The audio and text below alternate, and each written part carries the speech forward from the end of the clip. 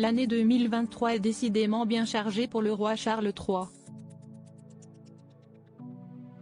Entre les plaintes publiques de son fils cadet, le prince Harry, son frère, le prince Andrew, qui ne veut pas quitter la Royal Lodge, et les nombreuses cérémonies auxquelles il doit participer, il n'a vraiment pas le temps de s'ennuyer. Si le début de l'année avait été compliqué pour le fils d'Élisabeth II avec la sortie du suppléant, autobiographie brûlot du duc de Sussex, le mois de mai a vu son couronnement et celui de son épouse, la reine Camilla, et ce samedi 17 juin, le roi va célébrer son anniversaire à l'occasion de Trooping the Colour. Mais il est un autre événement d'importance qui va se tenir cette année. Une autre cérémonie de couronnement est en effet prévue le 5 juillet en Écosse, dans la cathédrale Saint-Gilles d'Édimbourg. Le prince William et Kate Middleton, alias le duc et la duchesse de Rothesay, comme on les appelle en Écosse, seront également présents.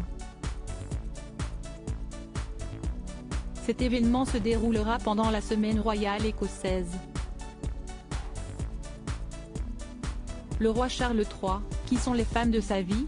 Une journée remplie de traditions. Le rituel commencera par la collecte des honneurs d'Écosse, une suite historique comprenant la couronne du roi Jacques V d'Écosse, un sceptre et une épée d'État, au château d'Édimbourg. Les honneurs seront recueillis par une procession populaire, à laquelle participeront une centaine de personnes représentant des aspects de la vie écossaise, selon le communiqué du gouvernement.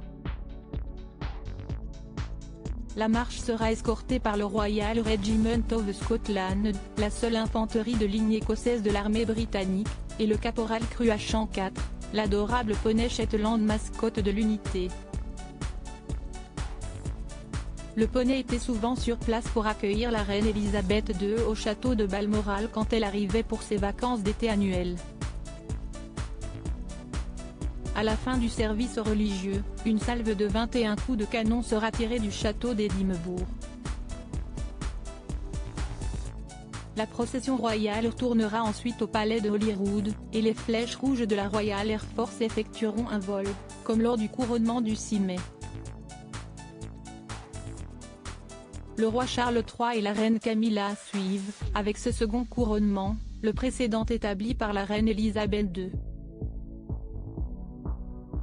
Elle s'était, en effet, rendue en Écosse quelques semaines après son propre couronnement en juin 1953 pour une cérémonie similaire, selon le site internet de la famille royale.